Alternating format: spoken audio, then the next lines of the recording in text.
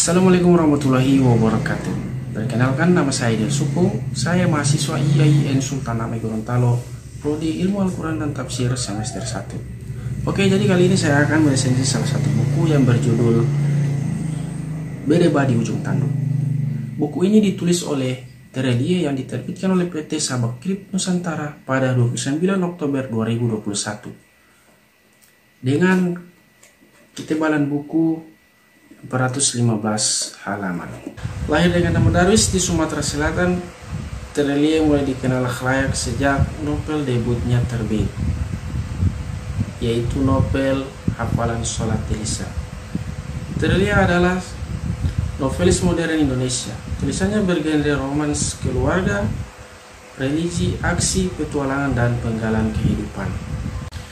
Seri yang terkenal dari Terelie yang ditunjukkan untuk remaja adalah seri Bumi. Sebagai seorang penulis terkenal yang sudah lebih dari 50 buku yang ditulis olehnya sejak dari tahun 2005. Novel ini menceritakan kisah Thomas dan Bujang yang sedang berduel mengadu kekuatan siapa yang paling kuat.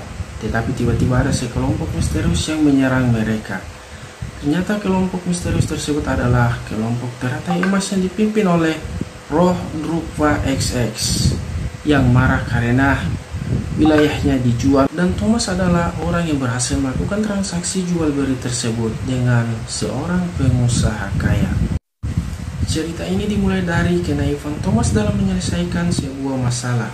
Ya, Thomas adalah seorang konsultan top dunia yang diceritakan dapat menyelesaikan segala macam konflik dengan sedikit paksaan dan tipu daya karena dia seorang bedebah dengan bayaran yang besar.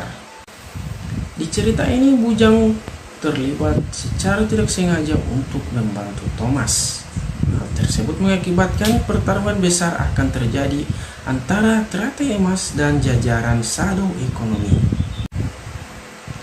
Di dalam novel ini juga menggambarkan keindahan kota Kathmandu di Nepal dan juga negeri seribu benteng, Budhan, dan sejarah jalur sutra, yaitu jalur perdagangan internasional kuno penghubung Asia dan Eropa. Novel Bedeba di Ujung Tanduk ini juga memberikan latar cerita yang kuat.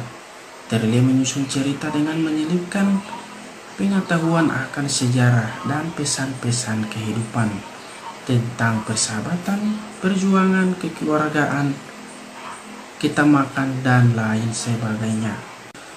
Ya, meskipun kisah ini semakin tidak terjangkau dramatis, tapi banyak info yang disampaikan tentang tata laksana demokrasi dan politik di dunia ini. Analisis tentang betapa kejinya virus mematikan sebagai senjata biologis yang dimanfaatkan oleh keluarga super kaya. Juga tentang keberadaan lahan-lahan yang sengaja disembunyikan di dunia. Walaupun Thomas merupakan karakter paling bedebah di antara bedebah, namun dia mau bertanggung jawab atas kesalahan yang telah diperbuat dengan cara meminta maaf atas hal tersebut. Hati yang bersih selalu mampu menemukan alasan untuk memaafkan dengan mengasihi. Hati yang kotor selalu bisa membuat alasan untuk membenci dan memusuhi. Intinya dari karakter Thomas, penulis menyampaikan pesan, ketika kita melakukan sebuah kesalahan, kita perlu bertanggung jawab atas kesalahan tersebut, apapun resikonya, dan harus ada permintaan maaf di dalamnya. Baik permintaan maaf tersebut diterima atau tidak, itu menjadi urusan nanti. Yang terpenting adalah permintaan maaf secara langsung serta ketulusan di dalamnya. Oke, mungkin hanya itu hasil resensi dari saya. Lebih dan kurangnya mohon maaf. Terima kasih. Wassalamualaikum warahmatullahi wabarakatuh.